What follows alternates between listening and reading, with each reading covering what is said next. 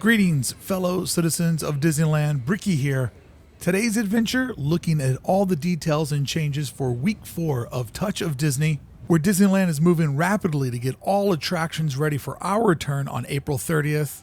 Well, some of our returns on April 30th. Yes, that has created a whole controversy in the Disneyland community. Another topic for another time, because right now we're looking at all the changes of Touch of Disney as California Adventure prepares for our return and also gets ready for the 4th week of Touch of Disney. There's only 2 more weeks left. The 25 dates have come and gone pretty rapidly, and all in the shadow of Disneyland reopening. And speaking of being in the shadow of Disneyland reopening, this sign popped up: reservations required for entry into theme parks. This is going to be the new Rise of the Resistance. You need a boarding group to ride the attraction sign. Expect to see these everywhere as they try to inform guests you have to have a reservation to return. This Monday at 1 p.m., the 13th hour, my weekly look at Disneyland news. I'll be getting more into the ticketing pricing, the ticketed reservation system, all of that's going on that has caught so much of our attention and anxiety. And as well as when I was out of the park yesterday, Disney released that June 4th Avengers campus will be reopening. Next week, I'm going to give you a designer's breakdown on these buildings, the theme park design. I'm going to kind of grade it on how they've done on the architecture and storytelling, and also more importantly, how do I, a trained designed eye, think this land will grow and mature? Is it a New Orleans timeless classic, or is it a Tomorrowland that has an expiration date on it? That will be coming up next week. So that's all things that are coming up next week. But right now, let's be present in Touch of Disney week 4 kicking off, where I've showed up at the same time each and every week. And the entry is still a little sloppy. This week, I believe it was a staffing problem that took so long to get in. So when you return to Disneyland, keep in mind, it's probably going to take a while to load in. And that's a shame, because with the shortened days of 9 to 7 p.m., you're going to want to get in as quickly as possible. As I was walking around DCA, nearly all attractions were being tested and cycling.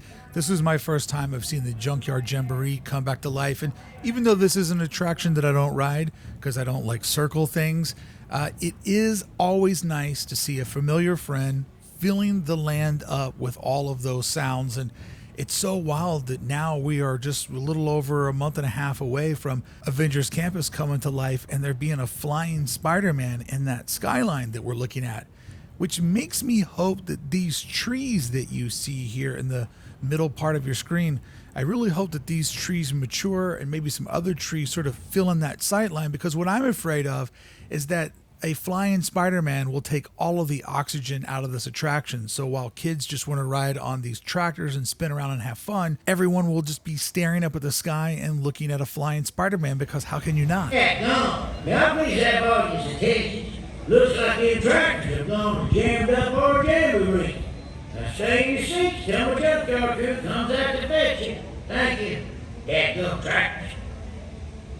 The Roadsters were rollicking, but not without any music playing in the background. And I don't know if you've ever had the privilege to be on set and see TV shows or movies get filmed, but it is bizarre to see a room full of people dancing when they don't have the audio mix in.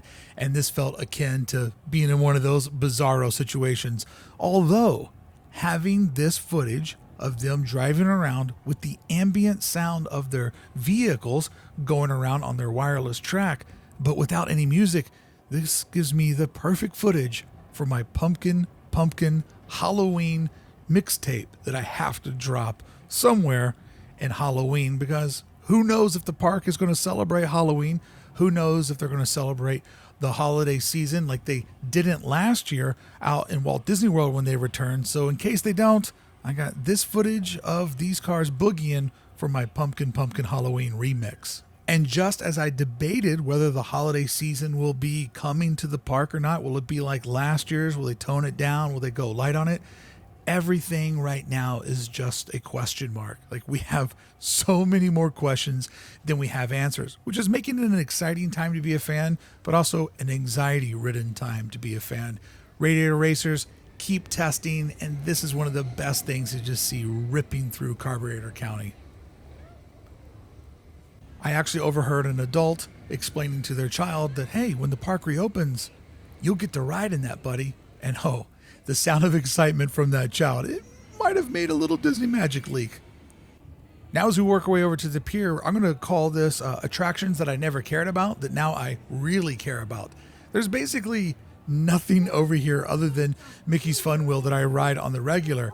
But man, oh man, seeing the swings that I've never been on, going around in a circle, hearing the hum of the Incredicoaster in the background, it is just so nice to see some of these old sites that just really fill out the emotional storytelling of Pixar Pier, right? Like this is supposed to be an old seaside pier with all these different attractions going on. And even though I don't ride many of them, I do love to see them active.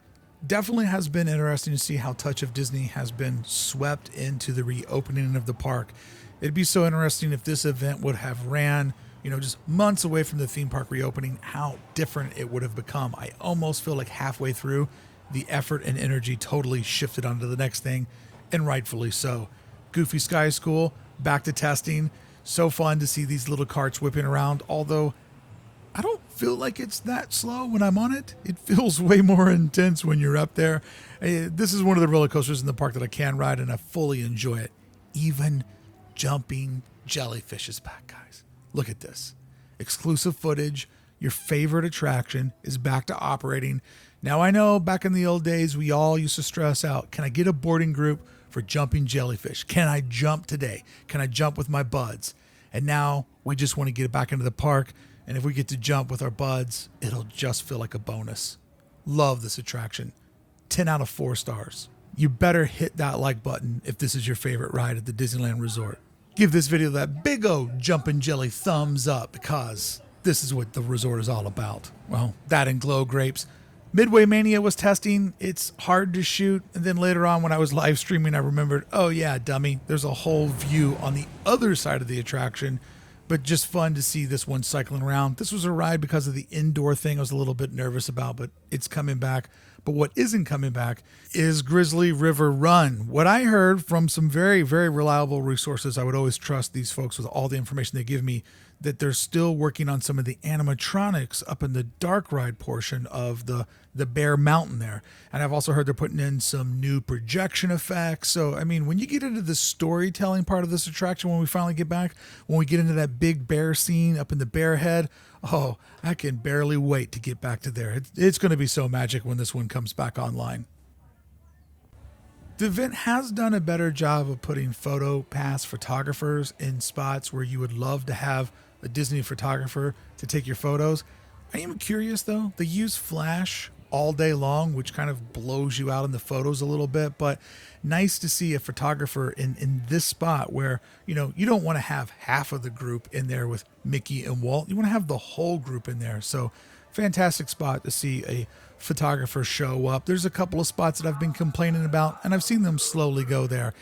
Hollywoodland just remains a real dead end of the park. Not only because so many of us were able to spend, look at the strut on that little one. Not only because so many of us spent an enormous amount of time here during Buena Vista Street, but there just hasn't been a lot to do. And WandaVision photo op, it's gone? Or my question for you, was it ever really here? Was this something that we dreamt up? Or was there actually a WandaVision photo pass here? I mean, you never know. This could be one of those Scarlet Witch mind tricks where we all thought we were sitting on a very hard wood couch. Or were we? A new batch of signs have popped up for the Falcon and the Winter Soldier photo op to really try to get people back in that corner that is just so off the beaten path. And like I said, everybody's going in and going over to the right to go deeper around the pier, Radiator Springs. This area, without it being a path to get over to where Frozen normally shows up at the Hyperion Theater, or to be able to work your way over to Guardians of the Galaxy, it is at an all-time quietness. And this is one of those spots that could use a photo pass photographer because it's hard to make good use of this without somebody taking your photo. And also, I want to remind everyone that in California, you still have to wear your face mask while getting photos. I know that rule has been dropped out at Walt Disney World, but Florida, California in 2021, 2 different places. But I am happy to announce that a PhotoPass photographer was put in front of the California Adventure 20-year celebrational photograph. So finally, somebody that goes there by themselves, I was able to get a pic with my buds.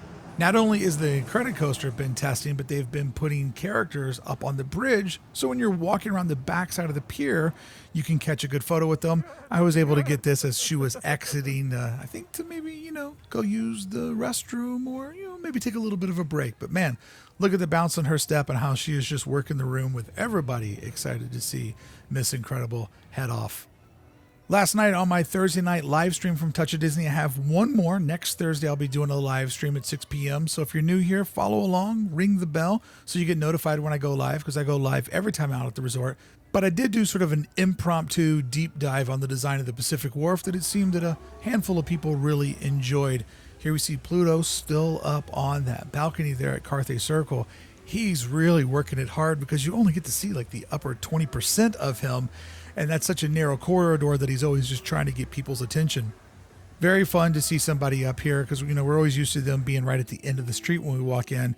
And I have once again got to give props to Mickey Mouse for just being the hardest working man at Disneyland, because over on this platform, putting on a show all day long in extreme heat, extreme temperatures, and never missing a beat. And this photo spot is just such a convenient spot to go up, operate your own selfie, and get a great pic. But my favorite spot remains this spot over here with Donald, just living his life out in the wilderness, doing a little bit of bird watching. And I just think that this is such great storytelling. It's such a great interactive spot. I mean, you literally only see him if you're going down the path of Grizzly Peak.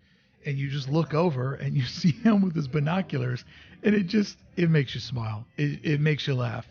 This little interaction I had with him was fantastic when he's looking at my camera as I'm looking at him, and he's asking me if I'm bird watching, and just what a great little fun interaction. And this is just one of those things where, I've been stressed out about the tickets. I don't necessarily like the way that the ticketing system was rolled out.